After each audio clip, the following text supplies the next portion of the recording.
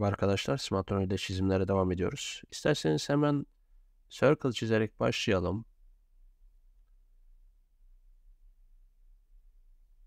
Evet, çapı 10.6 olan iki tane circle'ı yerleştiriyorum ve çizgilerle birleştireceğim.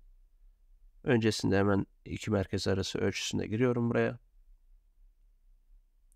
Bugünkü çizimimizde iki tane zincir halkası yapmış olacağız ve bunlar birbirine geçmiş olacak.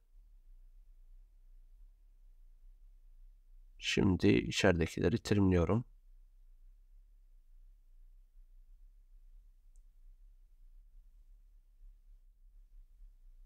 Şimdi bunu hemen bir kalınlık vereceğiz buna.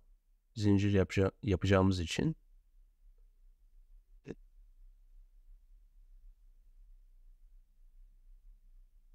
Offsetliyorum.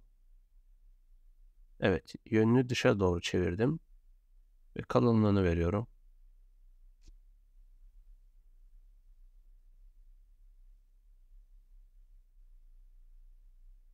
Şimdi bir tane de ortaya yaptım. Yani ortadaki çizgi üzerinden sınırlarını belirtmiş oldum. İçteki ve dıştaki sınırlarını. Şimdi o arayı doldurmuş olacağım.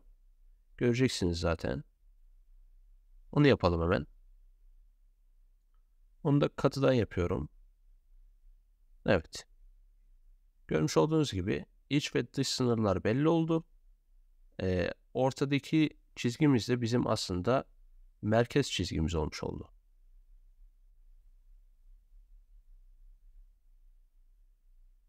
Evet.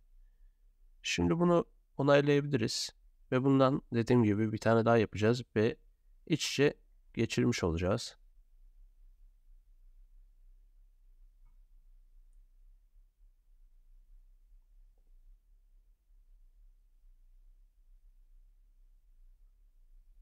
Evet, Edit'e geliyorum.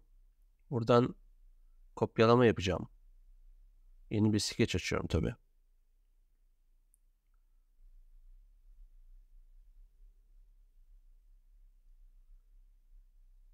Aynı komutuyla da yapabilirim.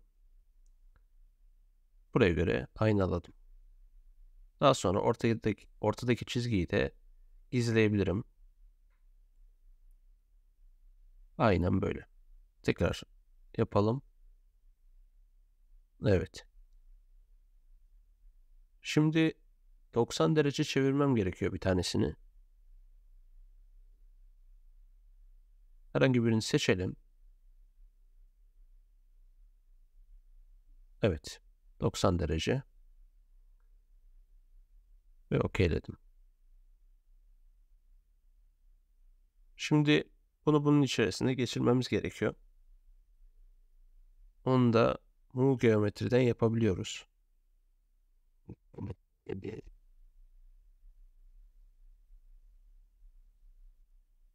Burada noktadan noktaya da yapabilirsiniz. Ölçü verip manuel olarak da yapabilirsiniz. Ben manuel olarak yaptım. Ölçüler de zaten sol üstte yazıyor, görüyorsunuz. Evet. Bir tane daha böyle azaltmış oldum. Tam 0'a 0 gibi görünüyor. Aslında biraz boşluk olabilir.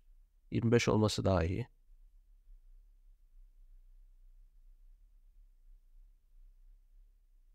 Bunu böyle ayarlayabilirsiniz. Evet arkadaşlar. Çizimimizi bitirdik. Umarım faydalı olmuştur. Bir sonraki çizimimizde görüşmek üzere. Kendinize çok iyi bakın.